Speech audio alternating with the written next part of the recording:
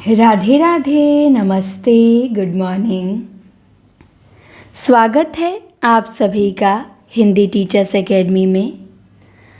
तो हम लोग देख रहे थे वन शॉट रिवीजन में टॉपिक वाइज हर युग और हर काल का रिवीजन, जहाँ पे हमने द्विवेदी युग तक कंप्लीट कर लिया है और आज छायावाद युग की बारी है। तो चलिए छायावाद युग आज हम शुरू करते हैं।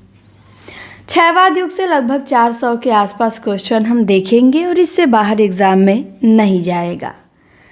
तो आ जाइए, पहला प्रश्न है आज का कि शुक्ल जी के अनुसार छायावाद की समय सीमा क्या है। तो शुक्ल जी के अनुसार छायावाद की समय सीमा संवत 1950 से 75 है, मतलब 1918 से 1936 ईस्वी है। इसके बाद है कि सर्वप्रथम छायावाद शब्द का प्रयोग किसने किया।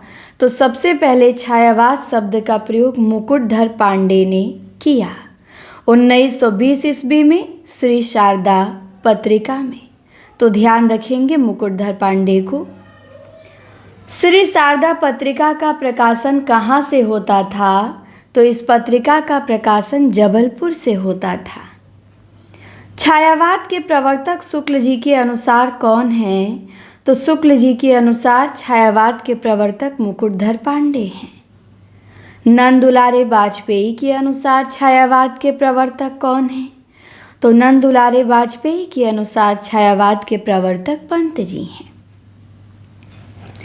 इलाचंद जोशी के अनुसार छायावाद के प्रवर्तक कौन हैं। तो जयशंकर प्रसाद हैं। और सर्वमान्य मत में छायावाद के प्रवर्तक कौन हैं। तो जयशंकर प्रसाद हैं। तो ध्यान रखेंगे कि नंदुलारे ने छायावाद का प्रवर्तक पंत को माना है, शुक्ल ने मुकुटधर पांडे को, इलाचंद जोशी ने प्रसाद को, और इलाचंद जोशी का ही मत सर्वमान्य है, छायावाद के प्रवर्तक प्रसाद जी ही हैं। फिर छायावाद के ब्रह्मा कौन कहे जाते हैं। जयशंकर प्रसाद। छायावाद के विष्णु कौन कहे जाते हैं। सुमित्रा नंदन पंत। छायावाद के महेश कौन कहे जाते हैं। तो निराला। और छायावाद की शक्ति या दुर्गा किसे कहा जाता है। तो वो महादेवी वर्मा है। छायावाद के वृहद त्रयी में कौन कौन आते हैं। तो प्रसाद, पंत और निराला, ये छायावाद के वृहद त्रयी में आते हैं। छायावाद के लघु त्रयी में कौन आते हैं। तो महादेवी वर्मा, राम कुमार वर्मा और माखनलाल चतुर्वेदी, ये छायावाद के लघु त्रयी में आते हैं। शैव दर्शन से प्रभावित कवि कौन हैं। तो जयशंकर प्रसाद हैं, ये शैव दर्शन से प्रभावित हैं। अरविंद दर्शन से प्रभावित कवि कौन हैं। तो सुमित्रा नंदन पंत हैं। और अद्वैतवाद दर्शन से प्रभावित कौन हैं। तो सूर्यकांत त्रिपाठी निराला हैं। और बौद्ध दर्शन से प्रभावित कवित्री कौन हैं। तो महादेवी वर्मा है। तो प्रसाद जी शैव से, पंत जी अरविंद से, निराला जी अद्वैत से, महादेवी जी बौद्ध से। इसके बाद है काव्य में रहस्यवाद निबंध का प्रकाशन कब हुआ। तो 1929 में हुआ। शुक्ल जी का निबंध है काव्य में रहस्यवाद। फिर 21 का प्रश्न है कि शुक्ल जी ने छायावाद का प्रयोग किन दो अर्थों में किया है। तो शुक्ल जी ने छायावाद का प्रयोग एक तो रहस्यवाद के अर्थ में किया है और दूसरा काव्य शैली या पद्धति विशेष के अर्थ में किया है। पंत जी ने पल्लव की भूमिका में छायावाद के लिए किस शब्द का प्रयोग किया है। तो पंत जी ने पल्लव की भूमिका में छायावाद के लिए चित्र भाषा पद्धति शब्द का प्रयोग किया है। इसके बाद प्रश्न है कि किस पुस्तक में छायावाद को आध्यात्मिक छाया का भान कहा गया है। तो नंदुलारे वाजपेयी की पुस्तक है हिंदी साहित्य की 20वीं शताब्दी। इसी में छायावाद को आध्यात्मिक छाया का भान कहा गया है। छायावाद स्थूल के प्रति सूक्ष्म का विद्रोह है, किसने कहा है। डॉक्टर नगेंद्र ने। इसके बाद प्रश्न है कि जब परमात्मा की छाया आत्मा में और आत्मा की छाया परमात्मा में पड़ने लगती है तभी छायावाद की सृष्टि होती है। ये किसने कहा है? तो ये राम कुमार वर्मा ने कहा है। छायावाद तत्वतः प्रकृति के बीच जीवन का उद्गीत है। ये किसने कहा है? तो महादेवी वर्मा ने कहा है। फिर इसके बाद है कि छायावाद स्थूल के प्रति सूक्ष्म का विद्रोह नहीं रहा, वरन थोथी नैतिकता रूढ़िवाद का विरोध है। तो ये रामविलास शर्मा ने कहा है कि छायावाद स्थूल के प्रति सूक्ष्म का विद्रोह नहीं रहा। इसके बाद 28 नंबर में है कि छायावाद वस्तुतः कई काव्य प्रवृत्तियों का सामूहिक नाम है। ये किसने कहा? तो नामवर सिंह ने कहा कि छायावाद वस्तुतः कई काव्य प्रवृत्तियों का सामूहिक नाम है। किसने कहा? नामवर सिंह ने। किसने छायावाद को शक्ति काव्य मानते हुए उसे पुनर्जागरण से जोड़ा है? तो छायावाद को शक्ति काव्य माना है राम स्वरूप चतुर्वेदी ने। छायावाद को शक्ति काव्य किसने माना है? राम स्वरूप चतुर्वेदी ने। इसके बाद एक कथन है कि जब वेदना के आधार पर स्वानुभूति में अभिव्यक्ति होने लगे तो हिंदी में उसे छायावाद नाम से अभिहित किया गया है। ये कथन किसका है? तो ये प्रसाद जी का है। यहाँ लिखना छूट गया है। किसका कथन है ये? जयशंकर प्रसाद जी का। इसके बाद 31 नंबर का है कि छायावाद को मधुचर्या किसने कहा? तो रामचंद्र शुक्ल जी ने छायावाद को मधुचर्या कहा है। छायावाद का घोर समर्थक पत्र कौन सा है? तो जागरण है। जागरण छायावाद का घोर समर्थक पत्र है। और छायावाद का विरोधी पत्र कौन सा है? तो विशाल भारत है। छायावाद को सांस्कृतिक नवजागरण का युग किसने कहा? तो छायावाद को सांस्कृतिक नवजागरण का युग नंद दुलारे वाजपेयी ने कहा। ध्यान रखेंगे, छायावाद को सांस्कृतिक नवजागरण का युग किसने कहा? नंद दुलारे वाजपेयी ने। फिर है 35 नंबर में कि छायावाद उस राष्ट्रीय जागरण की काव्यात्मक अभिव्यक्ति है जो एक और पुरानी रूढ़ियों से मुक्ति चाहता था। तो ये नामवर सिंह का कथन है कि छायावाद उस राष्ट्रीय जागरण की अभिव्यक्ति है। एक हमने नामवर सिंह का देखा, छायावाद कई काव्य प्रवृत्तियों का सामूहिक नाम है, और एक छायावाद उस राष्ट्रीय जागरण की अभिव्यक्ति है। तो ये दोनों कथन नामवर सिंह का ध्यान रखिएगा। इसके बाद 36 नंबर में है कि छायावाद निजी जीवन की अभिव्यक्ति, वह निजी जीवन जो द्विवेदी युग में दबा हुआ था। तो ये बच्चन सिंह ने कहा है कि छायावाद निजी जीवन की अभिव्यक्ति है, वह निजी जीवन जो द्विवेदी युग में दबा हुआ था। इसके बाद एक कथन है 37 नंबर में कि छायावाद बड़ी सहृदयता के साथ प्रभाव साम्य पर ही विशेष लक्ष्य रख के चला है। तो ये रामचंद्र शुक्ल जी का कथन है कि छायावाद बड़ी सहृदयता के साथ प्रभाव साम्य पर विशेष लक्ष्य करके चला है। फिर है 38 नंबर में कि छायावाद का व्यक्ति स्वातंत्र्य सामंती मर्यादाओं के विरुद्ध बहुत बड़ा कदम था। ये किसका कथन है?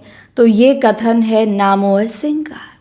इन्होंने ही कहा है कि छायावाद का व्यक्ति स्वातंत्र्य सामंती मर्यादाओं के विरुद्ध बहुत बड़ा कदम था। तो ध्यान रखेंगे नामवर सिंह को। हमने नामवर सिंह की 3 पंक्तियाँ देखी। एक छायावाद कई काव्य प्रवृत्तियों का सामूहिक नाम है, एक छायावाद उस राष्ट्रीय जीवन जागरण की अभिव्यक्ति है, और एक छायावाद का व्यक्ति स्वातंत्र्य सामंती मर्यादाओं के विरुद्ध बहुत बड़ा कदम था। इसके बाद है खड़ी बोली का स्वर्ण युग किस युग को कहा जाता है? तो खड़ी बोली का स्वर्ण युग कहा जाता है छायावाद को।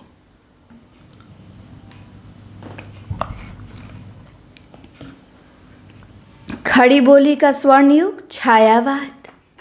फिर है छायावाद को अभिव्यंजनावाद का विलायती संस्करण किसने कहा? तो छायावाद को अभिव्यंजनावाद का विलायती संस्करण शुक्ल जी ने कहा।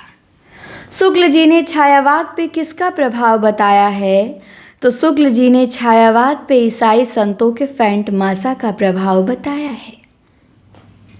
छायावाद की प्रयोगशाला का प्रथम आविष्कार किस रचना को कहा जाता है? तो छायावाद की प्रयोगशाला का प्रथम आविष्कार झरना को कहा जाता है। फिर है छायावाद का मैनिफेस्टो, छायावाद का घोषणा पत्र किसे कहा जाता है? तो पल्लव को। याद रखेंगे, कई लोग तो इतना आसान प्रश्न आता है गलती कर देते हैं कि छायावाद की प्रयोगशाला कौन है और घोषणा पत्र कौन है। छायावाद की प्रयोगशाला झरना है और घोषणा पत्र पल्लव है, ध्यान रखिएगा। छायावाद की चरम परिणति को किस ग्रंथ को कहा जाता है? तो छायावाद की चरम परिणति कहा जाता है कामायनी को। इसके बाद है शुक्ल जी ने छायावाद का प्रतिनिधि कवि किसे माना है? तो शुक्ल जी ने छायावाद के प्रतिनिधि कवि पंत जी को माना है। प्रवर्तक मुकुटधर पांडे को मानते हैं, बट प्रतिनिधि कवि पंत जी को मानते हैं। फिर है जयशंकर प्रसाद का जन्म कब और कहाँ हुआ? तो 1889 में हुआ, काशी में सुंघनी साहू के परिवार में, और 1937 में निधन हो गया। 1889 में जन्म, 1937 में निधन। प्रसाद जी की माता का नाम क्या था? तो इनकी माता का नाम मुन्नी देवी था। इनके पिता का नाम क्या था? तो इनके पिता का नाम देवी प्रसाद था। माता का नाम मुन्नी देवी, पिता का नाम देवी प्रसाद, तो ध्यान रखिएगा। इसके बाद 48 नंबर में है प्रसाद जी ने प्रारंभिक शिक्षा गुरु किससे ग्रहण की है? तो प्रसाद जी ने प्रारंभिक शिक्षा ग्रहण किया है दीनबंधु ब्रह्मचारी से। प्रसाद जी ने प्रारंभिक शिक्षा किससे ग्रहण किया है? दीनबंधु ब्रह्मचारी से ग्रहण किया है, ध्यान रखेंगे। किससे? तो दीनबंधु ब्रह्मचारी से। इसके बाद अगला प्रश्न है कि प्रसाद के आध्यात्मिक गुरु कौन थे? तो प्रसाद जी के आध्यात्मिक गुरु रसमय सिद्ध थे। प्रसाद जी ने संस्कृत की शिक्षा किससे ली? तो मोहिनी लाल से ली। तो प्रारंभिक शिक्षा दीनबंधु ब्रह्मचारी से, आध्यात्मिक गुरु रसमय सिद्ध, और संस्कृत की शिक्षा मोहिनी लाल से लिया है।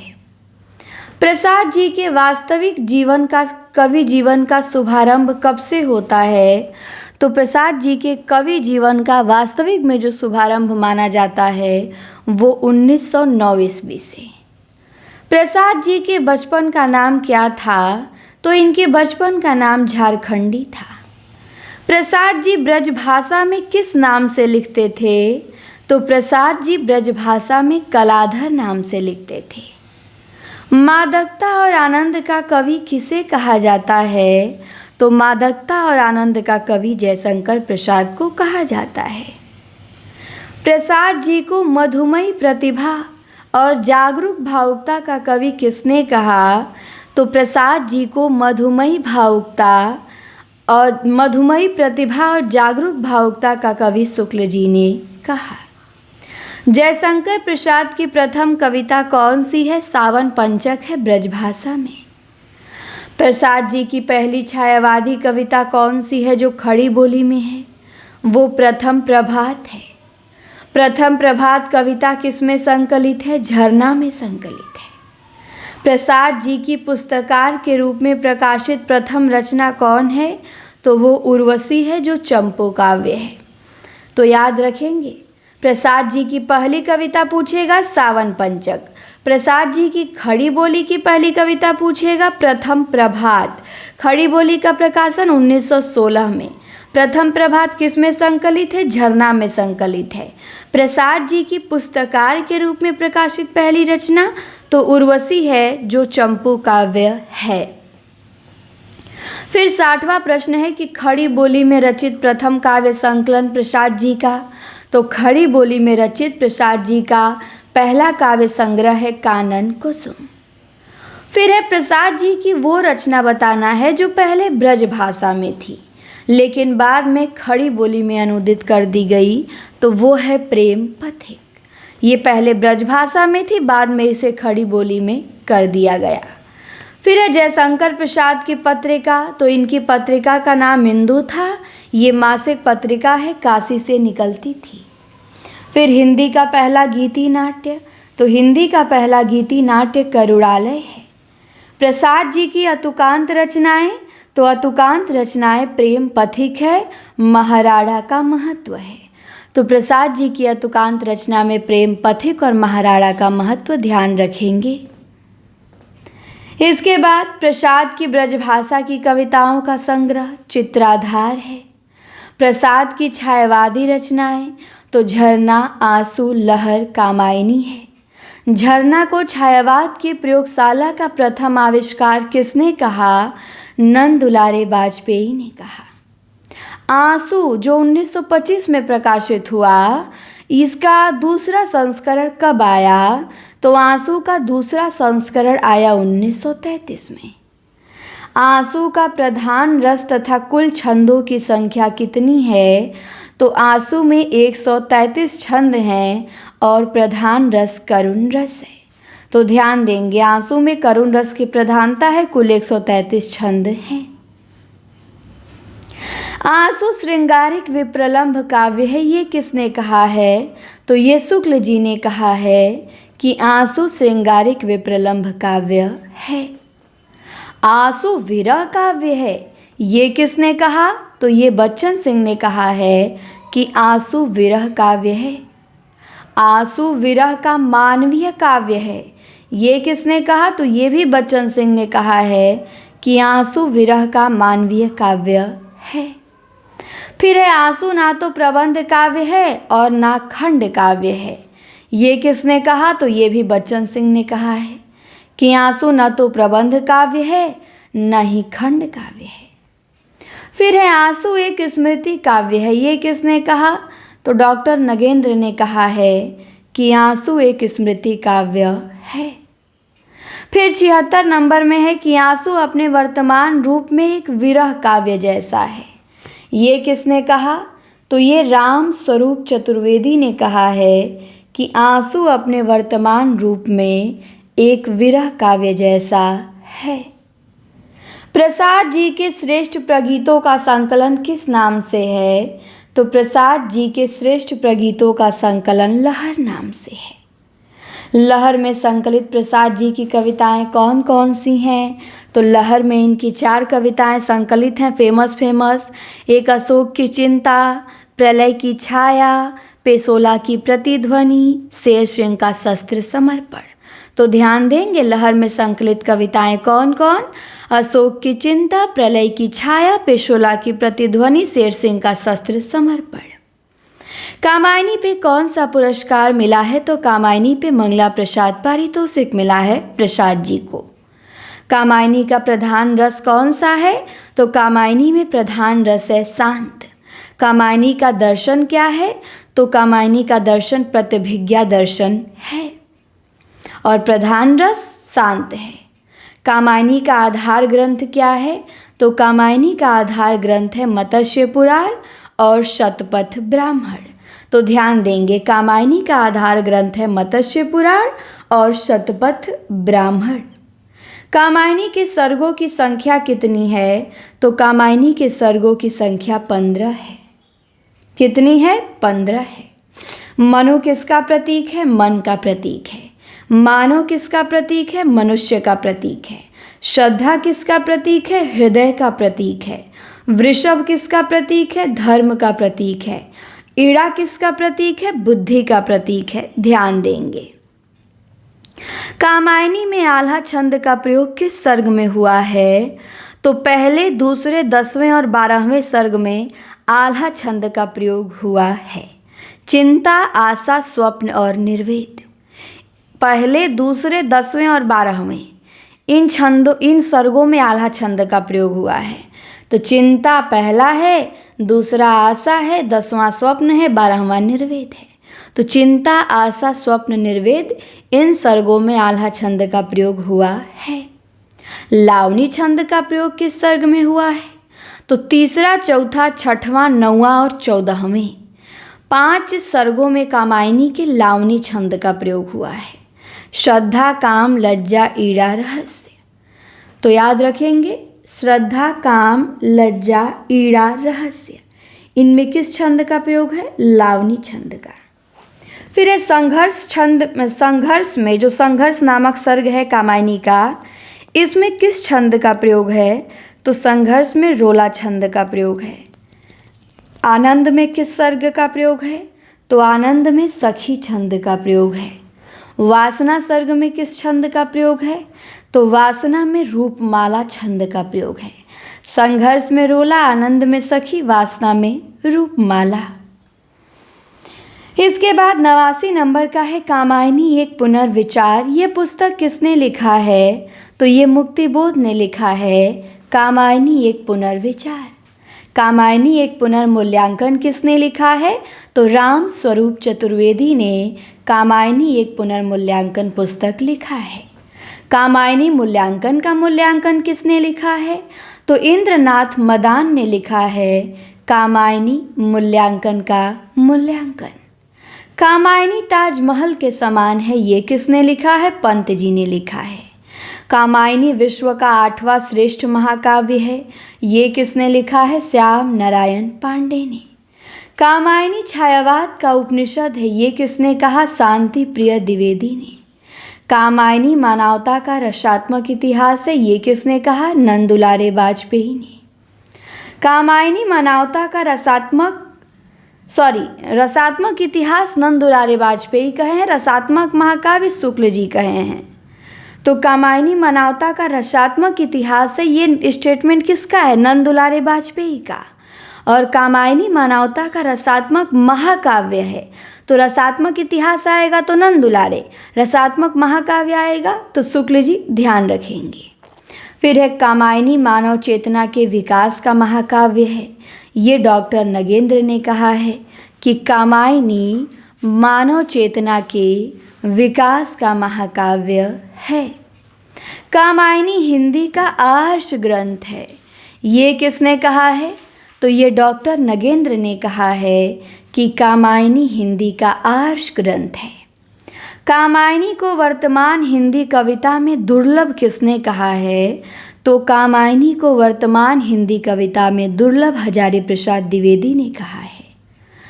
फिर है कामायनी को एक मिथकीय रचना बताया है किसी ने, तो विश्वनाथ प्रसाद मिश्र ने कामायनी को एक मिथकीय रचना बताया है।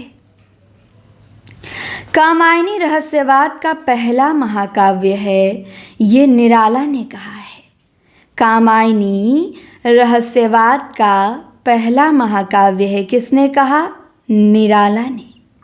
कामायनी एक असफल कृति है, ये किसने कहा? तो इंद्रनाथ मदान ने कहा है कामायनी एक असफल कृति है। और कामायनी रहस्यवाद का पहला महाकाव्य है, ये निराला ने कहा। ध्यान रखेंगे। 100 क्वेश्चन हमारे यहाँ पे कंप्लीट हुए। आगे बढ़ते हैं अब। कामायनी आधुनिक हिंदी काव्य का रामचरितमानस है, ये रामनाथ सुमन ने कहा है कि कामायनी हिंदी का रामचरितमानस है। इसके बाद है वस्तु विन्यास की दृष्टि से कामायनी को दुखांत मान लेने में कोई आपत्ति नहीं है, ये नंद दुलारे वाजपेयी ने कहा है कि वस्तु विन्यास की दृष्टि से कामायनी को दुखांत मान लेने में कोई आपत्ति नहीं है, नंद दुलारे वाजपेयी। फिर है निराला जी का जन्म कब हुआ और निधन कब हुआ? तो इनका जन्म का 2 डेट मिलता है, एक 1896 और एक 1899। निधन कब हुआ? निधन 1961 में हुआ। जन्म हुआ था बंगाल के महिषादल के मेदिनीपुर नामक गांव में। निराला जी के माता पिता का क्या नाम था? तो इनके पिता का नाम था राम सहाय त्रिपाठी और माता का नाम था रुक्मणी देवी। निराला की माता रुक्मणी देवी, पिता राम सहाय त्रिपाठी। निराला के बचपन का नाम क्या था? सूर्य कुमार था। ओज, औदात्य और विद्रोह का कवि किसे कहा जाता है? निराला को कहा जाता है। निराला की पहली कविता कौन सी है? जूही की कली है। कब प्रकाशित हुई? 1916 में। किस पत्रिका में? मतवाला पत्रिका में। तो ध्यान देंगे, निराला जी की पहली कविता जूही की कली। निराला जी का प्रथम काव्य संग्रह कौन सा है? तो अनामिका है 1923 में।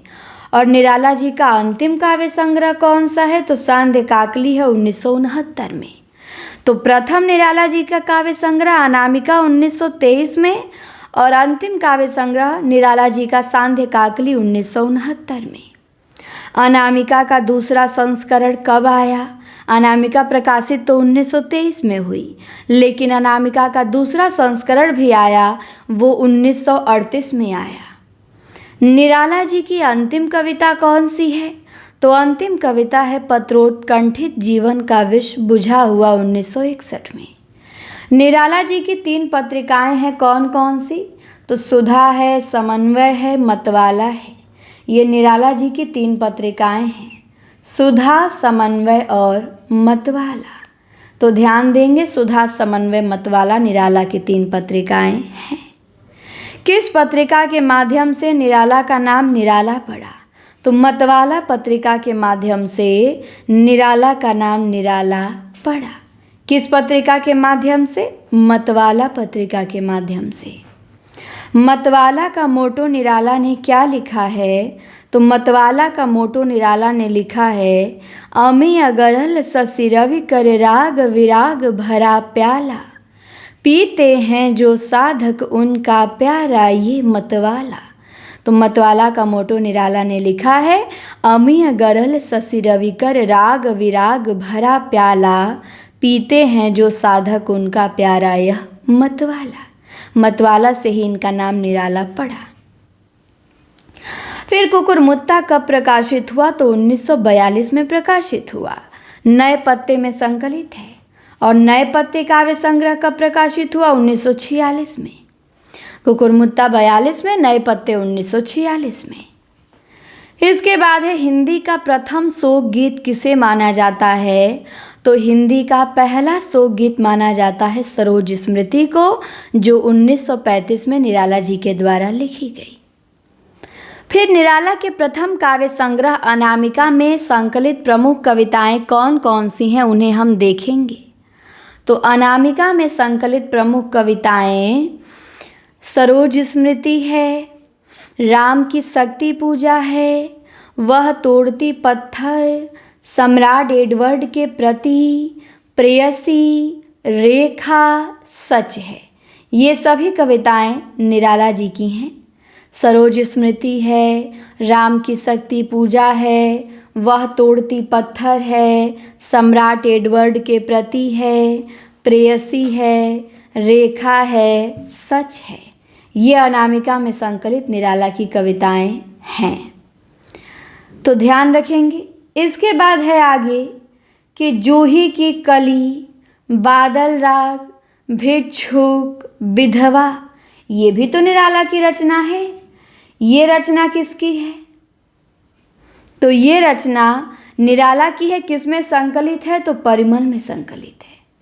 तो ध्यान देंगे कि जूही की कली, बादल राग, भिक्षुक, विधवा, ये परिमल में संकलित हैं। इसके बाद आगे आते हैं निराला की यथार्थवादी रचनाएं कौन सी हैं? तो यथार्थवादी रचनाएं विधवा है और भिक्षुक है। निराला की यथार्थवादी रचना देखेंगे तो विधवा हो जाएगी और भिक्षुक हो जाएगी। इसके बाद है संध्या सुंदरी, पंचवटी प्रसंग और अधिवास।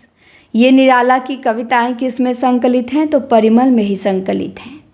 संध्या सुंदरी भी परिमल में, पंचवटी प्रसंग भी परिमल में, अधिवास भी परिमल में। निराला की दर्शन प्रधान रचनाएं कौन सी हैं? तो दर्शन प्रधान रचनाएं अधिवास है और पंचवटी प्रसंग है। फिर है स्नेह निर्झर बह गया। ये कविता निराला की किस काव्य संग्रह से ली गई है? तो अड़िमा से। स्नेह निर्झर बह गया अड़िमा में संकलित है। फिर है जागो फिर एक बार, महाराज शिवाजी का पत्र। ये कविताएं किस में संकलित हैं? तो ये भी परिमल में संकलित हैं। जागो फिर एक बार, महाराज शिवाजी का पत्र किस में संकलित है? परिमल में।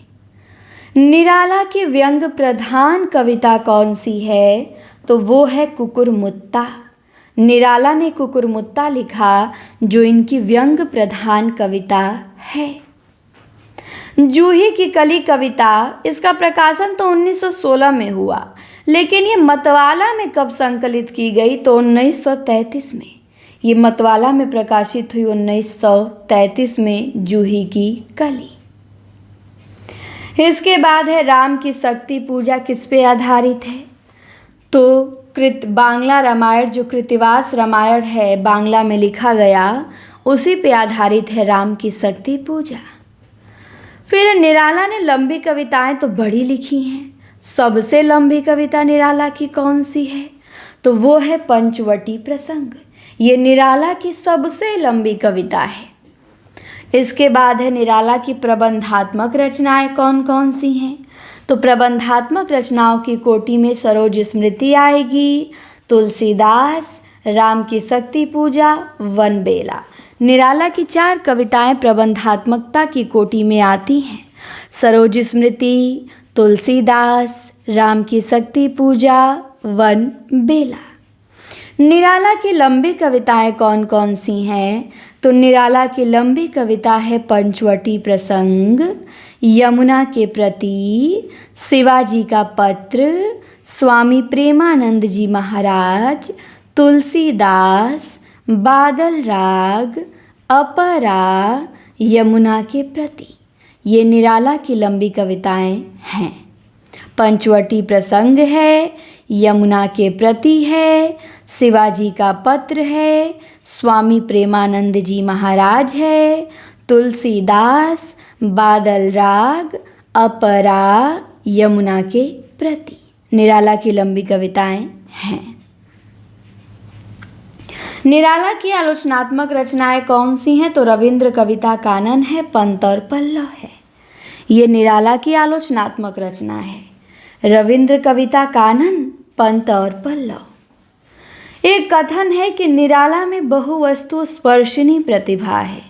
ये किसका कथन है? तो ये शुक्ल जी का कथन है कि निराला में बहुवस्तु स्पर्शिनी प्रतिभा है। निराला ओज और औदात्य के कवि हैं। ये किसने कहा है? तो ये रामविलास शर्मा ने कहा है कि निराला ओज और औदात्य के कवि हैं। निराला शताब्दी के कवि हैं। ये किसने कहा है? तो ये नंद दुलारे वाजपेयी ने कहा है कि निराला शताब्दी के कवि हैं। तो ध्यान देंगे, निराला शताब्दी के कवि हैं। किसने कहा है? नंद दुलारे वाजपेयी ने। इसके बाद है निराला को जब जब पढ़ता हूँ मानो नया आविष्कार करता हूँ। ये किसने लिखा है? तो ये अज्ञे जी ने लिखा है कि निराला को जब जब पढ़ता हूँ मानो नया आविष्कार करता हूँ। निराला के जीवन को नरक यात्रा किसने कहा है? तो निराला के जीवन को नरक यात्रा रामविलास शर्मा ने कहा है। निराला दार्शनिक कवि हैं। ये किसने कहा? तो निराला को दार्शनिक कवि रामविलास शर्मा ने कहा है। निराला जी पे बंग भाषा की काव्य शैली का प्रभाव है। ये किसने कहा? तो शुक्ल जी ने कहा है कि निराला जी पे बंग भाषा की काव्य शैली का प्रभाव है। इसके बाद 39 में है कि महादेवी वर्मा ने निराला के कविताओं का संग्रह किस शीर्षक से प्रकाशित किया है? तो अपरा शीर्षक से। निराला की अधिकांश कविताओं को टैगोर की कविताओं का भावानुवाद बताया है। किसने? तो बालकृष्ण शर्मा नवीन ने प्रभा पत्रिका में भाव की भिड़ंत शीर्षक एक लेख लिखा और इसी लेख में वो निराला की अधिकांश कविताओं को टैगोर की कविताओं का भावानुवाद बताते हैं। इसके बाद है निराला की साहित्य साधना जीवनी 1969 में प्रकाशित हुई। लेखक कौन है? तो लेखक रामविलास शर्मा है। अब सुमित्रा नंदन पंत आते हैं। इनका जन्म कब हुआ था? 1900 ईस्वी में। निधन कब हुआ? 1977 में। अल्मोड़ा, जिला अल्मोड़ा गांव के कौसानी नामक ग्राम में इनका जन्म हुआ था। इनकी माता थी सरस्वती देवी और पिता थे गंगादत्त पंत। पंत जी किस प्रकार के कवि हैं? तो ये मानवतावादी कवि हैं। पंत के बचपन का नाम क्या था? गोसाई दत्त था। पंत को प्रकृति का सुकुमार राजकुमार किसने कहा? तो पंत जी को प्रकृति का सुकुमार राजकुमार निराला ने कहा। संवेदनशील इंद्रिय बोध के कवि कौन कहे जाते हैं? तो संवेदनशील इंद्रिय बोध के कवि सुमित्रानंदन पंत कहे जाते हैं। प्रगतिवाद के प्रवर्तक कौन है? सुमित्रानंदन पंत हैं। पंत की प्रथम कविता गिरजे का घंटा 1916 ईस्वी। पंत का प्रथम काव्य संग्रह उच्छ्वास है 1920 ईस्वी। पहली कविता गिरजे का घंटा 1916 और प्रथम काव्य संग्रह उच्छ्वास 1920। पंत जी की अंतिम छायावादी रचना, तो पंत जी की अंतिम छायावादी रचना गुंजन है, जो 1932 में प्रकाशित हुई। पंत जी की कौन सी रचना एक विरह गीत है? तो पंत जी ने ग्रंथ ही लिखा है 1920 में, इसे विरह गीत कहा गया है। पंत जी की कौन सी रचना को छायावाद का घोषणा पत्र कहा जाता है? तो पंत जी की रचना पल्लव को क्या कहा जाता है? छायावाद का घोषणा पत्र कहा जाता है। इसके बाद है पंत की प्रगतिवादी रचनाएं कौन कौन सी हैं? तो पंत जी की प्रगतिवादी रचनाएं युगांत, युगवाड़ी और ग्राम्य है। युगांत है, युगवाड़ी है और ग्राम्य है। ये तीन इनकी प्रगतिवादी रचनाएं हैं। युगांत 1936, युगवाड़ी 1939, ग्राम्य 1940 में। पंत जी की कौन सी रचनाएं अरविंद दर्शन से प्रभावित हैं? तो वो है स्वर्ण किरण 1947 में, स्वर्ण धुली है, युगांतर है, युगपथ है। तो स्वर्ण किरण, स्वर्ण धुली, युगांतर और युगपथ, ये रचनाएं पंत जी की अरविंद दर्शन से प्रभावित हैं। पंत जी ने कौन सी रचना हरिवंश राय बच्चन के साथ मिलकर लिखा? तो पंत जी ने खादी के फूल हरिवंश राय बच्चन के साथ मिलकर लिखा। कला और बूढ़ा चांद, जिस पे पंत जी को साहित्य अकादमी मिला है, इसका प्रकाशन वर्ष क्या है? तो इसका प्रकाशन वर्ष है 1959 ईस्वी। पंत जी को किस रचना पे ज्ञानपीठ मिला? तो ज्ञानपीठ मिला है चिदम्बरा पे 1968 में। पंत जी को चिदम्बरा पे 1968 में ज्ञानपीठ पुरस्कार मिला है।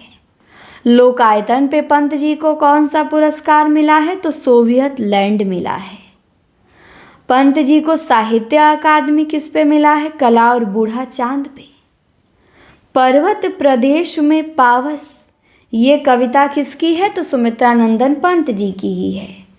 पंत जी की लंबी कविता कौन सी है? तो परिवर्तन है। पंत जी की नौका विहार कविता किस में संकलित है? गुंजन में संकलित है। पंत जी की नौका विहार कविता किस में संकलित है? गुंजन में। प्रथम रश्मि कविता किस में संकलित है? वीणा में। पंत जी ने एक कविता लिखा प्रथम रश्मि, किस में संकलित है? वीणा में। इसके बाद है मधु स्मृति या भावी पत्नी के प्रति, ये कविता किसकी है? तो ये भी पंत जी की ही है। मधु स्मृति या भावी पत्नी के प्रति। पंत जी की किस रचना में विश्व चेतना और विश्व मानव की कल्पना की गई है?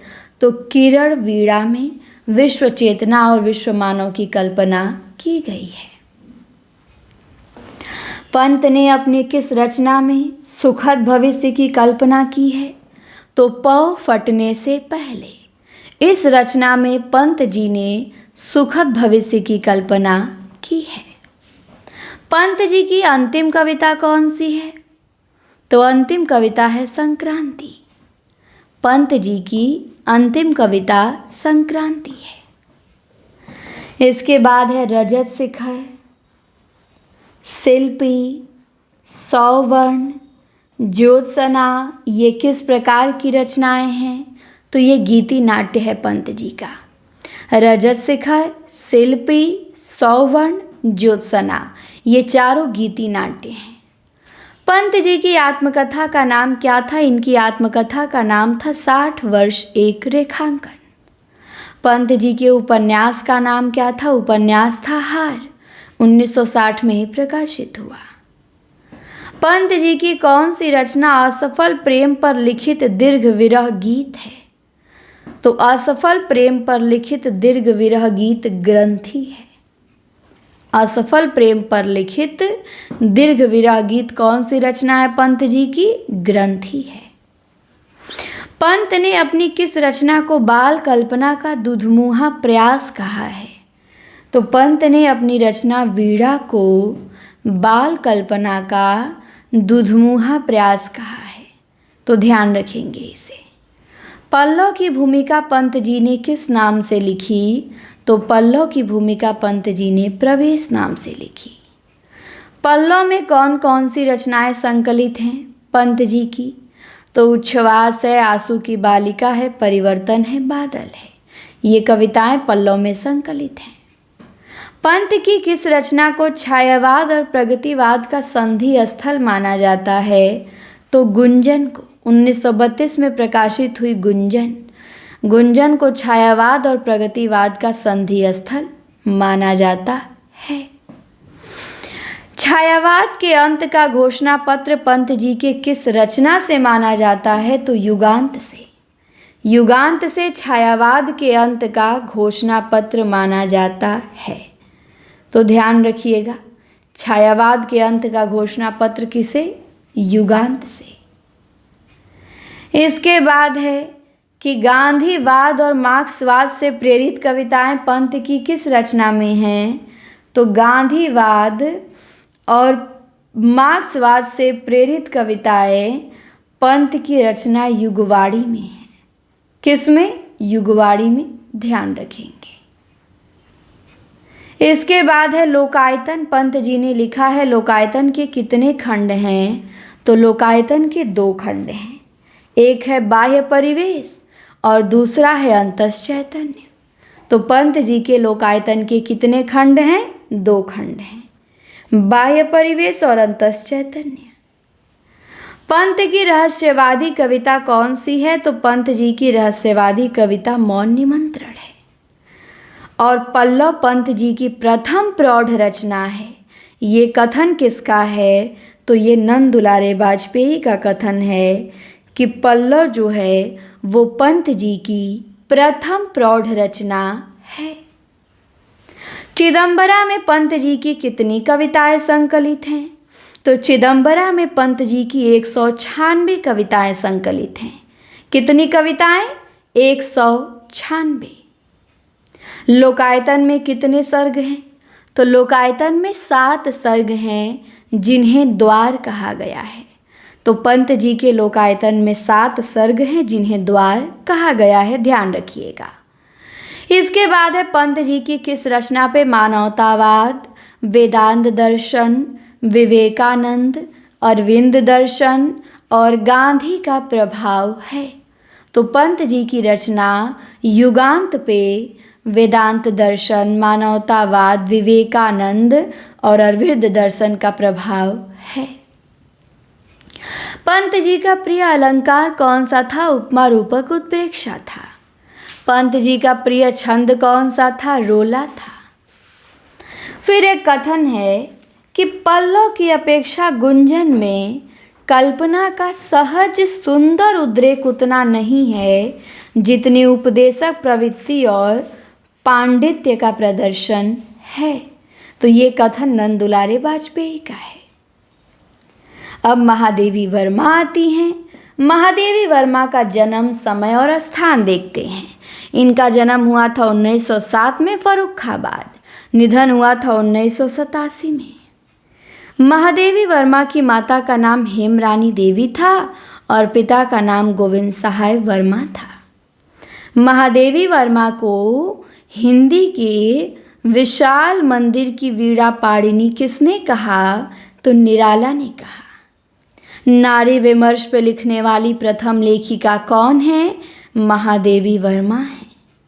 महादेवी वर्मा की प्रारंभिक रचनाएं किस पत्रिका में प्रकाशित हुईं? तो महादेवी वर्मा की प्रारंभिक रचनाएं चांद पत्रिका में प्रकाशित हुईं 1920 ईस्वी में। तो महादेवी वर्मा की प्रारंभिक रचनाएं किस पत्रिका में प्रकाशित हुई?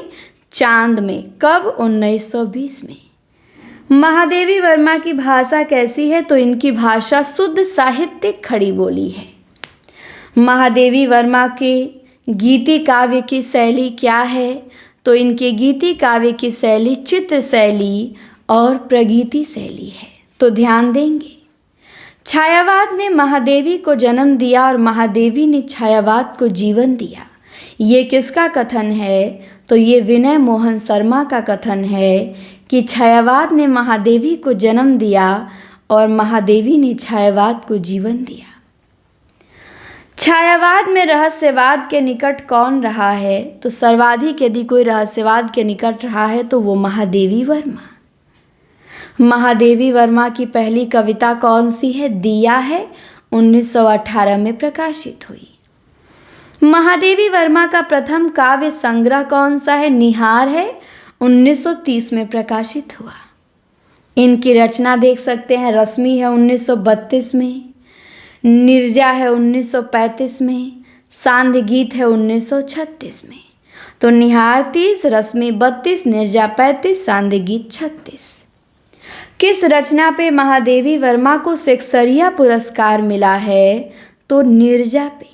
निर्जा के लिए महादेवी वर्मा को शेक्सपियर पुरस्कार मिला है। यामा पे कौन सा पुरस्कार मिला है महादेवी वर्मा को? तो यामा पे 1940 में प्रकाशित हुआ यामा और 1982 में ज्ञानपीठ मिला। तो महादेवी वर्मा को यामा पे ज्ञानपीठ मिला है 1982 में। यामा में संकलित रचनाएं कौन सी हैं? तो निहार, रश्मि, निर्जा, सांध्य गीत। ये यामा में संकलित रचनाएं हैं। निहार, रश्मि, निर्जा, सांध्य गीत। महादेवी वर्मा की कौन सी रचना ऋग्वेद के मंत्रों का अनुवाद है? तो सप्तपर्णा। महादेवी वर्मा की रचना सप्तपर्णा ये ऋग्वेद के मंत्रों का अनुवाद है। महादेवी वर्मा की कौन सी रचना ब्रजभाषा और खड़ी बोली की रचनाओं का संकलन है? तो वो है आयाम। महादेवी वर्मा की जो रचना आयाम है वो ब्रजभाषा और खड़ी बोली की रचनाओं का संकलन है। इसके बाद है 202 नंबर में कि भारतीय नारी की समस्याओं को आधार बना के लिखी गई रचना कौन सी है महादेवी की? तो वो है श्रृंखला की कड़ियाँ जो 1942 में प्रकाशित हुई। इसके बाद एक कथन है कि छायावादी कवियों में केवल महादेवी ही ऐसी हैं जिनका रहस्यवाद खुल नहीं पाया। वे पूर्णतया रहस्यवाद के भीतर रही हैं। तो ये कथन शुक्ल जी का है। फिर है राम कुमार वर्मा का जन्म कब हुआ था? 1905 में, सागर जिला मध्य प्रदेश में। तो राम कुमार वर्मा का जन्म ध्यान देंगे 1905 में सागर जिला मध्य प्रदेश में हुआ था। फिर है अग्नि रेखा रचना है किसकी रचना? महादेवी वर्मा की अग्नि रेखा। राम कुमार वर्मा को उद्भट राजकुमार किसने कहा? तो राम कुमार वर्मा को उद्भट राजकुमार शुक्ल जी ने कहा। छायावाद के अंतिम चरण के कवि कौन हैं? तो छायावाद के अंतिम चरण के कवि राम कुमार वर्मा हैं। इसके बाद है वीर हम्मीर और चित्तौड़ की चिता। ये किस प्रकार के काव्य हैं? तो खंड काव्य हैं। वीर हम्मीर और चित्तौड़ की चिता ये कैसे काव्य हैं? खंड काव्य हैं। राम कुमार वर्मा की कौन सी रचना स्फुट गीतों का संकलन है? तो अंजलि। राम कुमार वर्मा ने जो अंजलि लिखा है वो स्फुट गीतों का संकलन है। इसके बाद है चंद्र किरण, कुल ललना। ये किसकी रचना है? तो ये राम कुमार वर्मा की रचना है। चंद्र किरण है, कुल ललना है। तो ध्यान देंगे राम कुमार वर्मा। राम कुमार वर्मा का महाकाव्यात्मक रचना कौन सी है? तो इनकी महाकाव्यात्मक रचना है उत्तरायण। राम कुमार वर्मा की महाकाव्यात्मक रचना उत्तरायण है।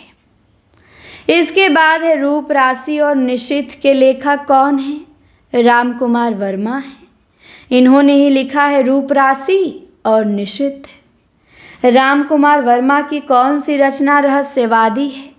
तो राम कुमार वर्मा ने जो चित्ररेखा लिखा है ये इनकी रहस्यवादी रचना है।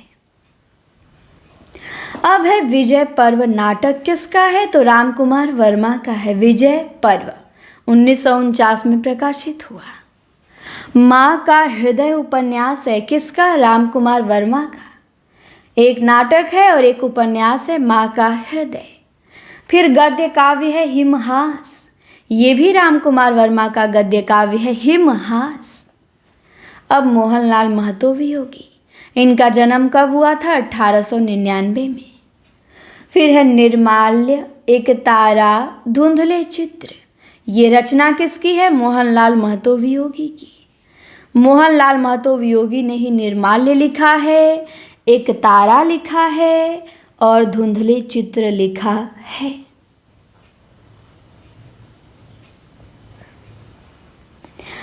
इसके बाद है काकली, रूप अरूप, ये किसकी रचना है? तो ये जानकी वल्लभ शास्त्री की है। काकली, रूप अरूप किसकी रचना? जानकी वल्लभ शास्त्री।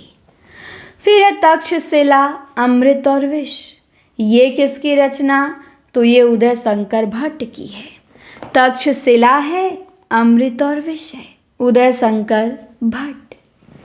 इसके बाद 21 नंबर में है कि छायावाद और उत्तर छायावाद के बीच कुछ वैसा ही संबंध दिखता है जैसे मध्यकाल में भक्ति काव्य और रीति काव्य के बीच दिखता था।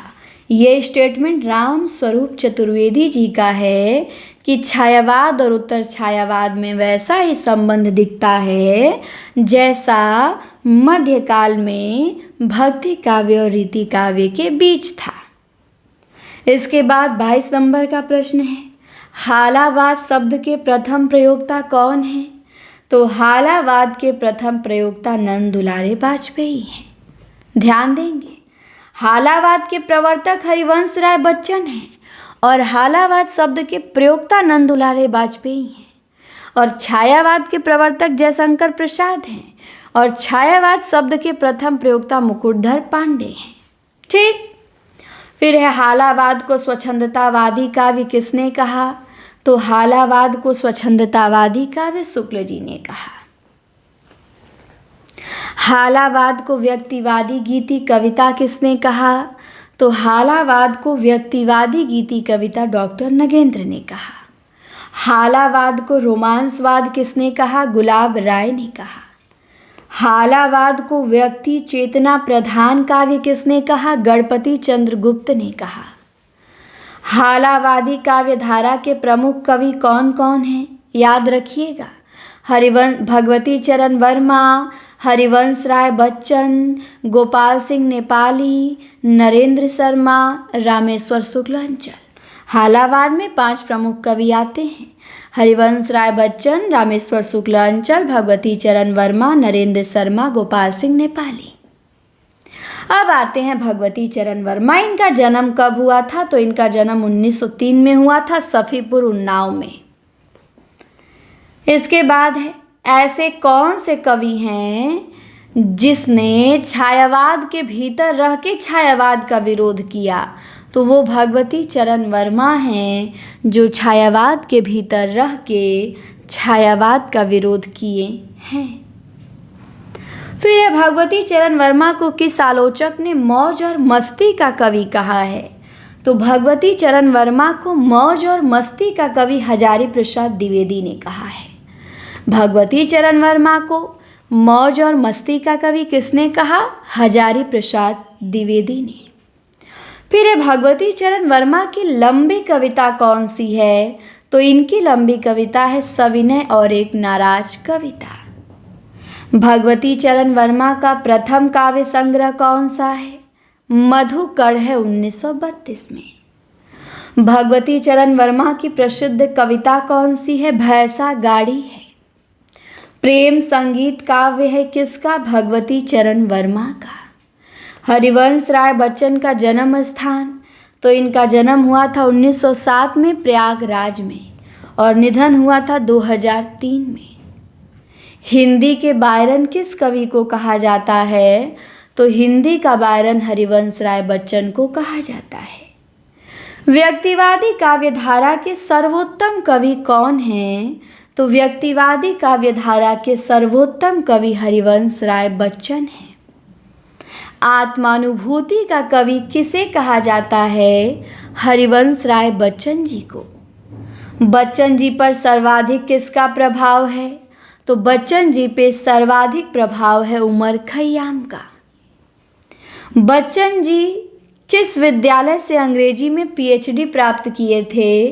कैम्ब्रिज विश्वविद्यालय से इन्होंने अंग्रेजी में पीएचडी प्राप्त किया था। हरिवंश राय बच्चन की पहली पत्नी कौन थी? श्यामा बच्चन थी। दूसरी कौन थी? तेजी बच्चन थी। तो हरिवंश राय बच्चन की पहली पत्नी श्यामा बच्चन और दूसरी तेजी बच्चन, ध्यान रखिएगा। बच्चन जी का मधु काव्य बताइए, कौन कौन मधु काव्य इन्होंने लिखा है? तो 3 लिखा है। एक मधुशाला 1935 में, मधुबाला 1936 में, मधुकलश 1937 में। तो मधुशाला, मधुबाला, मधुकलश ये बच्चन जी के मधु काव्य हैं। इसके बाद 44 नंबर में है कि पहली पत्नी श्यामा देवी के निधन से उत्पन्न पीड़ा का चित्रण बच्चन जी ने अपनी किस रचना में की है? तो निशा निमंत्रण में किया है। हरिवंश राय बच्चन में अपनी पहली पत्नी श्यामा देवी के निधन से उत्पन्न पीड़ा का चित्रण बच्चन जी ने किस रचना में किया है? तो निशा निमंत्रण में किया है। इसके बाद 45 नंबर का प्रश्न है 245। आकुल अंतर काव्य है किसका? हरिवंश राय बच्चन का। आकुल अंतर। बच्चन जी के प्रणय काव्य कौन कौन से हैं? तो मिलन यामिनी है और प्रणय पत्रिका है। बंगाल का अकाल किसका काव्य है? तो हरिवंश राय बच्चन का है। तेरा हार किसका काव्य है? ये भी हरिवंश राय बच्चन का है। फिर है धार के इधर उधर, बुद्ध और नाच घर, त्रिभंगिमा, ये किसका काव्य है? तो ये भी हरिवंश राय बच्चन का ही है। बच्चन जी को साहित्य अकादमी किस रचना पे मिला है? तो बच्चन जी को साहित्य अकादमी मिला है 2 चट्टाने पे। 2 चट्टाने पे हरिवंश राय बच्चन को साहित्य अकादमी मिला है। फिर है बच्चन जी की युगीन समस्याओं से संबंधित कविता कौन सी है? तो वो है जाल समेटा। अब आते हैं नरेंद्र शर्मा। इनका जन्म कब हुआ था? 1913 में। निधन 1991 में। जन्म कहाँ हुआ था? तो जहांगीरपुर खुर्जा उत्तर प्रदेश में। नरेंद्र शर्मा का प्रथम काव्य संग्रह कौन सा है? सूल फूल है 1934 में। बहुत दिन बीते, ये किसका काव्य है? तो हरिवंश राय बच्चन का ही काव्य है बहुत दिन बीते। बहुत रात गए, ये किसका काव्य है? नरेंद्र शर्मा का। बहुत रात गए, बहुत दिन बीते हरिवंश राय बच्चन और बहुत रात गए नरेंद्र शर्मा। नरेंद्र शर्मा की किस रचना में प्रकृति का चित्रण है? तो पलाशवन में। नरेंद्र शर्मा ने जो पलाशवन लिखा है उसमें प्रकृति चित्रण है। नरेंद्र शर्मा किस प्रकार के कवि हैं? तो ये भावुक एवं कल्पना प्रवीण कवि हैं। नरेंद्र शर्मा मूलतः कैसे कवि हैं? तो ये प्रगीतों के कवि हैं। नरेंद्र शर्मा को ख्याति किस रचना से मिली? तो इनको ख्याति मिली प्रवासी के गीत से। नरेंद्र शर्मा को ख्याति किससे मिली? प्रवासी के गीत से। इसके बाद है नरेंद्र शर्मा के प्रबंध काव्य कौन कौन से हैं? तो कामिनी है, द्रौपदी है, उत्तर जय है। ये नरेंद्र शर्मा के प्रबंध काव्य हैं। नरेंद्र शर्मा जी गांधी के निधन से प्रेरित होकर कौन सी रचना लिखे? रक्त चंदन। गांधी के निधन पे इन्होंने रक्त चंदन नामक रचना लिखा। प्यासा निर्झर किसका काव्य है? नरेंद्र शर्मा का प्यासा निर्झर। रामेश्वर शुक्ल अंचल का जन्म कब हुआ? 1915 में। निधन कब हुआ? 1996 में, किशनपुर। हिंदी में मानसलवाद के प्रवर्तक कौन है? रामेश्वर शुक्ल अंचल हैं। अंचल का प्रथम काव्य संग्रह कौन सा है? तो अंचल का प्रथम काव्य संग्रह मधुलिका है। अंचल की किस रचना को प्रगतिशील गीतों का संग्रह कहा जाता है? तो किरण बेला और लाल चूनर, ये अंचल की रचनाएं हैं, इन्हें प्रगतिशील गीतों का संग्रह कहा जाता है। विराम चिन्ह काव्य है किसका? रामेश्वर शुक्ल अंचल का। गोपाल सिंह नेपाली का जन्म कब हुआ? 1913 में बेतिया चंपारण में। पंछी और रागिनी काव्य है किसका? गोपाल सिंह नेपाली का। पांचजन्य किसका काव्य है? आरसी प्रसाद सिंह का। कलापी, संचयिता, जीवन और यौवन, ये किसके काव्य हैं? तो ये भी आरसी प्रसाद सिंह के काव्य हैं। फिर है भगवती चरण वर्मा की कौन सी रचना प्रगतिवाद से प्रभावित है? तो वो है मानव। मानव जो काव्य है भगवती चरण वर्मा का, ये प्रगतिवाद से प्रभावित है। मानव है, प्रेम संगीत है, एक दिन है, भैंसा गाड़ी है, ये सब रचनाएं भगवती चरण वर्मा की हैं। अब 73 नंबर में है राष्ट्रीय सांस्कृतिक धारा के प्रमुख कवि कौन कौन हैं? तो माखनलाल चतुर्वेदी, बालकृष्ण शर्मा नवीन, दिनकर, सुभद्रा कुमारी चौहान, सोहनलाल द्विवेदी और सियाराम शरण गुप्त, ये सभी राष्ट्रीय सांस्कृतिक धारा के प्रमुख कवि हैं। फिर है माखनलाल चतुर्वेदी का जन्म कब हुआ? 1889 में। कहाँ हुआ? तो मध्य प्रदेश के होशंगाबाद के बाबई नामक गांव में। माखनलाल चतुर्वेदी पे किन कवियों का प्रभाव है? तो इन पे प्रभाव है सैयद अमीर अली मीर का, स्वामी राम तीर्थ और माधवराव सप्रे का। माखनलाल ने किन पत्रिकाओं का संपादन किया? तो माखनलाल चतुर्वेदी ने प्रभा, प्रताप और करमवीर, इन 3 पत्रिकाओं का संपादन किया। किस पत्रिका को राष्ट्रीय जागरण का अग्रदूत कहा जाता है? तो करमवीर पत्रिका को। करमवीर माखनलाल चतुर्वेदी की पत्रिका है, इसे राष्ट्रीय जागरण का अग्रदूत कहा जाता है। फिर है माखनलाल चतुर्वेदी का प्रथम काव्य संग्रह कौन सा है? तो प्रथम काव्य संग्रह इनका हिम किरीटिनी है। माखनलाल को किस रचना पे साहित्य अकादमी पुरस्कार मिला? हेम तरंगिनी पे मिला। युगचारण, समर्पण, ये काव्य है किसका? माखनलाल चतुर्वेदी का। युगचारण, समर्पण किसका काव्य? माखनलाल चतुर्वेदी का। अब आते हैं 281।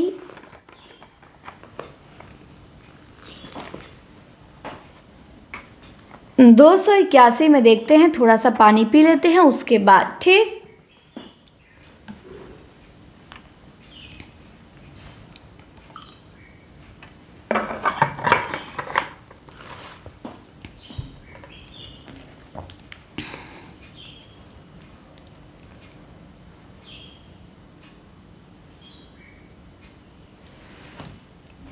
तो चलिए देखते हैं माखनलाल चतुर्वेदी का अंतिम काव्य संग्रह कौन सा है? तो अंतिम काव्य संग्रह जो माखनलाल चतुर्वेदी का है वो है धूम्रवलय। अंतिम काव्य संग्रह धूम्रवलय है। इसके बाद है माखनलाल चतुर्वेदी की प्रसिद्ध कविताएं कौन कौन सी हैं? तो कैदी और कोकिला, पुष्प की अभिलाषा, मरण ज्वार, ये मैथिल माखनलाल चतुर्वेदी की प्रसिद्ध कविताएं हैं। एक कविता है सखी वे मुझसे कहकर जाते, तो ये भी कविता माखनलाल चतुर्वेदी की। और एक पंक्ति है यशोधरा से ना, सखी वे मुझसे कहकर जाते गुप्त जी की, उसी नाम से कविता लिख दी है माखनलाल चतुर्वेदी जी। फिर पर्वत की अभिलाषा किसकी कविता है? तो ये भी माखनलाल चतुर्वेदी की ही है। पुष्प की अभिलाषा भी लिखे हैं, पर्वत की अभिलाषा भी लिखे हैं। फिर है बालकृष्ण शर्मा नवीन का जन्म 1897 में हुआ था, ग्वालियर के भयाना नामक गांव में। फिर है नवीन ने स्वयं को कहा है, तो नवीन ने स्वयं को विश्वपाई और अनिकेतन कहा है। नवीन की पत्रिका तो प्रताप है और प्रभा है। नवीन का प्रथम काव्य संग्रह कुमकुम है, 1936 में प्रकाशित हुआ। नवीन की कौन सी रचना में भूदान यज्ञ की प्रशंसा की गई है? तो नवीन की रचना विनोबा स्तवन में भूदान यज्ञ की प्रशंसा की गई है। उर्मिला खंड काव्य है किसका? बालकृष्ण शर्मा नवीन का। प्राणार्पण ये नवीन जी की ही रचना है। ये किस कवि पर आधारित है? तो ये गणेश शंकर विद्यार्थी पे आधारित है। इसके बाद पंक्ति है आज खड़क की धार कुंठिता, ये भी नवीन की पंक्ति है। अब आते हैं रामधारी सिंह दिनकर। इनका जन्म हुआ था 1908 में, सेमरिया घाट, जिला मुंगेर, बिहार। दिनकर की माता का नाम मनरूप देवी था और पिता का नाम रवि सिंह था। ये अधैर्य के कवि कहे जाते हैं। ये ओज और पौरुष के कवि कहे जाते हैं। कौन? दिनकर जी। मौन त्याग का सिंहनाद किस कवि को कहा जाता है? दिनकर को। दिनकर का प्रथम काव्य संग्रह प्रणभंग है, 1930 में प्रकाशित हुआ। रेणुका का प्रकाशन वर्ष दिनकर की रचना है 1935। हुंकार भी दिनकर की रचना है। ये कब प्रकाशित हुई? 1939 में। दिनकर को लोकप्रियता किस रचना से मिली? तो दिनकर को लोकप्रियता हुंकार से मिली। दिनकर की छायावादी शैली की कविताएं कौन कौन सी हैं? तो रसवंती है जो 1940 में प्रकाशित हुई। कुरुक्षेत्र कैसा काव्य है और इसमें कितने सर्ग हैं? तो कुरुक्षेत्र में 7 सर्ग हैं। ये प्रबंध काव्य है, 1946 में प्रकाशित हुआ। धूप और छाह किसका काव्य है? तो ये दिनकर का काव्य है, धूप और छाह। रश्मि रथी प्रबंध काव्य है, कितने सर्ग हैं? 7 सर्ग हैं। दिनकर की व्यंग्यात्मक कविताओं का संग्रह नीम के पत्ते, 1954 ईस्वी। दिनकर को किस रचना पे ज्ञानपीठ मिला? उर्वशी पे दिनकर को ज्ञानपीठ मिला। उर्वशी 1972 में प्रकाशित हुई। दिनकर की कौन सी रचना गीति नाट्य की श्रेणी में आती है? परशुराम की प्रतीक्षा। दिनकर ने D.H. लॉरेंस की कविताओं का संग्रह किस से नाम या शीर्षक से किया है? तो आत्मा की आंखें नाम से। सूरज का ब्याह काव्य है किसका? दिनकर का। डॉक्टर बच्चन सिंह ने दिनकर की किस रचना को वैताली का जागरण गान कहा है? हुंकार को। बच्चन सिंह ने दिनकर की रचना हुंकार को वैताली का जागरण गान कहा है। इसके बाद है हाहाकार, दिल्ली और अनल किरीट। ये कविताएं किसमें संकलित हैं? हुंकार में। हाहाकार, दिल्ली और अनल किरीट किसमें संकलित है? हुंकार में। 310 में है दिनकर की कौन सी रचना महाभारत के शांति पर्व पे आधारित है? तो वो है कुरुक्षेत्र। दिनकर की जो रचना कुरुक्षेत्र है वो महाभारत के शांति पर्व पे आधारित है। कुरुक्षेत्र का प्रकाशन 1946 में हुआ। दिनकर की किस रचना को आधुनिक युग की गीता कहा जाता है? कुरुक्षेत्र को। द्वितीय विश्व युद्ध की विभीषिका से प्रेरित रचना तथा भीष्म युधिष्ठिर संवाद पे आधारित रचना वो कुरुक्षेत्र है। किस रचना के प्रकाशन के बाद दिनकर गंभीर कवि के रूप में स्थापित हुए? तो कुरुक्षेत्र के प्रकाशन के बाद दिनकर गंभीर कवि के रूप में स्थापित हुए। इसके बाद एक पंक्ति है कि कुरुक्षेत्र न दर्शन है और न किसी ज्ञानी के प्रौढ़ मस्तिष्क का चमत्कार। तो ये भी दिनकर का ही कथन है। दिनकर के किस रचना में कामाध्यात्म की समस्या उठाई गई है? तो दिनकर की रचना उर्वशी में कामाध्यात्म की समस्या उठाई गई है। दिनकर की पहली कविता किस पत्रिका में प्रकाशित हुई? तो दिनकर की पहली कविता छात्र सहोदर पत्रिका में प्रकाशित हुई, जो जबलपुर से निकलती थी, पाक्षिक पत्रिका थी। उर्वशी के किस अंक को रति चित्रों का एल्बम कहा जाता है? उर्वशी में 5 अंक हैं। उर्वशी के तीसरे अंक को रति चित्रों का एल्बम कहा जाता है। दिनकर की कौन सी रचना चीन भारत युद्ध से संबंधित है? तो परशुराम की प्रतीक्षा। ये चीन भारत युद्ध से संबंधित है। फिर है चेतना की शिखा, मिर्च का मजा, जनतंत्र का जन्म, ये रचनाएं किसकी हैं? दिनकर की है। फिर है चलो कवि बन फूलों की ओर, ये काव्य है किसका? दिनकर का। कलिंग विजय कविता दिनकर की है, किसमें संकलित है? सामधेनी में। मनुष्य और सर्प ये भी दिनकर की रचना है, किसमें संकलित है? रश्मि रथी में। फिर है जवानियाँ, जवानी का झंडा, ये काव्य किसका है? दिनकर का। गीत अगीत किसका काव्य है? दिनकर का। श्याम नारायण पांडे का जन्म 1910 में हुआ था, आजमगढ़ के डुमराव नामक स्थान पे। आधुनिक युग का चारण कवि किसे कहा जाता है? तो आधुनिक युग का चारण कहा जाता है श्याम नारायण पांडे को। आधुनिक युग का चारण कवि श्याम नारायण पांडे। हल्दी घाटी श्याम नारायण पांडे का है, कितने सर्ग हैं? 17 सर्ग हैं। महाकाव्य है। शुक्ल जी के अनुसार इस पे इनको देव पुरस्कार मिला है। तो हल्दी घाटी 17 सर्गों का महाकाव्य है, ध्यान रखेंगे। फिर एक किस रचना में मेघनाद और लक्ष्मण के युद्ध का वर्णन है? तो तुमुल में। तुमुल श्याम नारायण पांडे की रचना है, इसमें मेघनाद और लक्ष्मण के युद्ध का वर्णन है। त्रेता के दो वीर, इसका परिवर्धित संस्करण किस नाम से आया? तुमुल नाम से।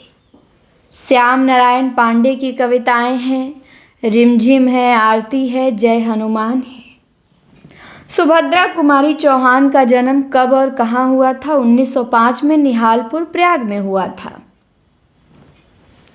सुभद्रा जी के काव्य में निखार किसकी प्रेरणा से आया? माखनलाल चतुर्वेदी के। वीर भाव की एकमात्र कवित्री कौन मानी जाती हैं? सुभद्रा कुमारी चौहान। त्रिधारा, मुकुल किसका काव्य है? सुभद्रा कुमारी चौहान का। वीरों का कैसा हो वसंत, ये सुभद्रा की कविता किसमें संकलित है? मुकुल में। सभा का खेल, ये कविता किसकी है? दिनकर जी की है, सभा का खेल। फिर है सोहनलाल द्विवेदी का जन्म कब हुआ था? 1905 में हुआ था, फतेहपुर बिंदकी नामक स्थान में। सोहनलाल द्विवेदी का प्रथम काव्य संग्रह कौन सा है? भैरवी है। यहाँ पे एक मिस्टेक हुआ है, सभा का खेल दिनकर का नहीं, सुभद्रा कुमारी चौहान का है, तो इसे सुधार लेंगे आप लोग। सभा का खेल किसका? सुभद्रा कुमारी चौहान का। दिनकर मैंने बोल दिया, लिखा भी गया है। चलिए आगे आते हैं। इसके बाद है कि सोहनलाल द्विवेदी का प्रथम काव्य संग्रह भैरवी हमने देख लिया। पूजा गीत, प्रभाती, विषपान, ये किसका काव्य है? सोहनलाल द्विवेदी का। जीवन संगीत किसका काव्य है? जगन्नाथ प्रसाद मिलिंद का। ज्वाला, ऋतंभरा, ये काव्य केदारनाथ मिश्र प्रभात का है। कांग्रेस शतक, ये किसका काव्य है? महेश चंद्र प्रसाद का। सियाराम शरण गुप्त का जन्म कब हुआ था? 1895 में, चीरगांव, झांसी। सियाराम शरण गुप्त की प्रथम रचना किसमें प्रकाशित हुई? तो इनकी प्रथम रचना 1910 में इंदु में, फिर बाद में सरस्वती में छपी। सियाराम शरण गुप्त का प्रथम काव्य संग्रह कौन सा है? मौर्य विजय है।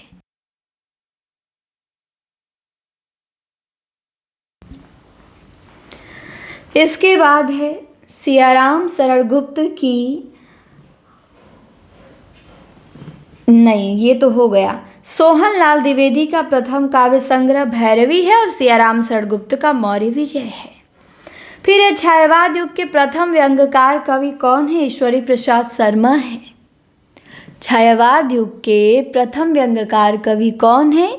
ईश्वरी प्रसाद शर्मा। इसके बाद है चना चबेना काव्य है, किसका काव्य है? ईश्वरी प्रसाद शर्मा का। पिंजरापोल चिड़ियाघर, ये काव्य है हरिशंकर शर्मा का। फिर है पानी पांडे, महाकवि साढ़, चोच चालीसा, ये किसका काव्य है? कांतानाथ पांडे चोच का। हंसी का फव्वारा, ये हास्य व्यंग काव्य है चतुर्भुज चतुरेश का। रामचंद्रोदय काव्य है रामनाथ ज्योतिषी का। एडविन अर्नाल्ड के आख्यान काव्य लाइट ऑफ एशिया का अनुवाद बुद्ध चरित नाम से ब्रज भाषा में किसने किया? तो शुक्ल जी ने किया। अब यहीं पे 353 क्वेश्चन हमने देखा 350 के आसपास छायावाद युग से और उत्तर छायावाद से। यहीं पे ये क्या होता है? समाप्त होता है।